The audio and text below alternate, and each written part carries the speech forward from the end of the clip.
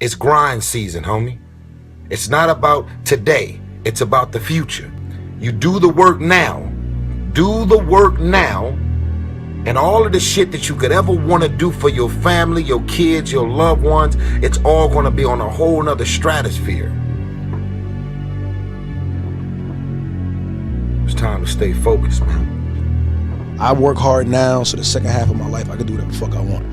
That's been my mentality. It's like I'm not going to trick off my early years for partying and then worry about struggling, how I'm going to make it, how I'm going to take care of my family, how I'm going to take care of everybody else. Like, that's not going to be me. I'm going to grind it out now. You know what I'm saying? I'm going to set up the foundation so I can enjoy myself later. If you haven't gotten what you want, then you're not worthy of it, period. And that's okay.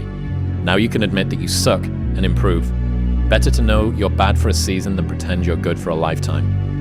You're not making as much money as you want because you're not as good as you think you are. Losers let it happen. Winners make it happen. Losers see thunderstorms. Winners see rainbows. Losers see icy streets. Winners put on their ice skates. Losers take chances. Winners make choices. It's all in the way you choose to think. And Earl Nightingale and the scriptures and people through the years have said it best. You do become what you think about. Most of the time. And most of the time you and I think about winning. My personal goal is to squeeze every ounce of potential out of whatever I have. And I think that if you feel like you have potential left over, then it will eat you alive until you do something about it. And when you get to the point where all you want to do is be successful, as bad as you want to breathe, then you'll be successful. And I'm here to tell you, number one, that most of you say you want to be successful, but you don't want it bad. You just kind of want it. You don't want it badder than you want to party. You don't want it as much as you want to be cool. Most of you don't want success as much as you want to sleep. Some of you love sleep more than you love success. And I'm here to tell you today, if you're going to be successful, you've got to be willing to give up sleep. 400 trillion to 1. When you understand that math, how can't you live your life? That's how rare it is to be a human being. And what are you waiting for? Like, you've been given this ridiculous triple miracle. Like, you're literally more likely to win the lotto 10 times in your life than actually have a life. So I ask you, my friends, with this one life, you're gonna sit on your couch and dwell? You're gonna be upset about some shortcoming? You're gonna be upset about that thing that happened last week that fucked you up? I'm asking you, I'm promising you, please take this swing. Make this at bat. A lot of people can give up. It's easy to give up. You know, Hell yeah. It's the easiest thing in the world to do. I'm done. I ain't going. I ain't gonna keep going. Yeah, I don't feel like going to work. I'm done. Yeah, man. It's easy. It's very easy. But what's hard is going, yo, yesterday I got nothing from working as hard as I could. Nothing happened from that. I'm gonna do the same thing again today, but I'm gonna try to go harder. That's the hardest thing in the world. To get up every day and give 100% and be in the same position that you were each day, but mentally know that you're trying and trying and trying. That's a real grind. I'm astounded by how many people want to be spectacular in life but also want to be normal. By being normal, you are, by definition, aiming for average. Normal people get normal results. Exceptional people get exceptional results.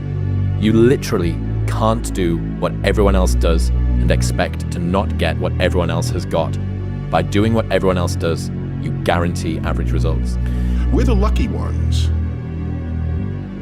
We're the ones who get to die. Because you only get to die for having lived. Most people who could ever exist will never even be born. It's time to stay focused. It's time to decide, fuck clubs, fuck partying, fuck trying to fit in and socialize, rub elbows with everybody so people can stop calling you weird. Why are you so antisocial? Because I'm trying to get it. Why are you staying on the basketball court so much? Because I'm trying to get it. Why are you out there practicing in the hot sun when ain't nobody else out there? Because I'm trying to get it. Why are you not clubbing? Like every time I text you and invite you to go do something fun and cool, you always studying. Because I'm trying to get it. Let me tell you something, homie. These women ain't going nowhere. These clubs, these parties, all this shit ain't going nowhere. the more weird you are is a reflection of how committed you are to focusing on your shit, molding and shaping and developing your ideas and your craft so that when it's time for you to make your rounds, you gon' fly. Stop running around here trying to live up to the hype, homie. Understanding that you're not here to be happy. You're here to live life.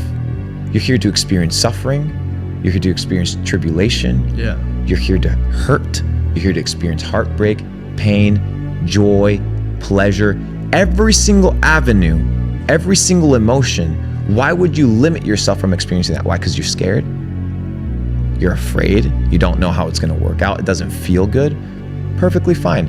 But I've come to understand, I've come to realize that the beauty of life isn't in pursuing happiness. It's in pursuing experiences. And everyone thinks you're crazy until it works. And so, I mean, if you think of the outcome as the trump card, then all of the pain and suffering that you lead up to that point, if you're just, I'm trying to think of an appropriate saying. I was gonna say balls deep certain that no matter what, you will die or you will get there. Then the likelihood that all of the things that you've done up to that point will then be justified in retrospect is super high. What good does it do to be motivated to a dream if you don't see it for you, if you don't see your own potential? We've been selling ourselves short since we were children. You see, we associated ourselves with our mistakes. When my kids were good, it was natural. I just didn't say anything. But when they were bad, I was the first one to criticize them, to point out their mistakes, and they began to associate themselves with their mistakes. You're being a pussy to yourself, man. You're not getting out there and squeezing that fucking soul out every day. Yeah. If you grind hard, man, I ain't got time to worry about your monkey ass. I ain't got time to worry about you, man. Because tomorrow, I got to go back to the grind. And tomorrow, I got to go back to the grind again and again and again and again. I don't have time to put you into the hate bank. There's no hate. It's all filtered out, man, through the grind. People don't get it. There's great joy in the grind. Great joy in the suffer. It totally cleanses your body out, man, of any kind of hate. Makes you grow up. Many of us come from these small places in our mind that we're not willing to think outside of only what we've seen. Our mind works in such a small compartment. And one thing I was able to do was to dream. Many people, but don't make dreams your fucking master. But I was able to dream outside those fucking four walls of that small town. And until you're able to really put yourself into that dream, but don't make dreams your master, that's where you truly become what you're destined to become.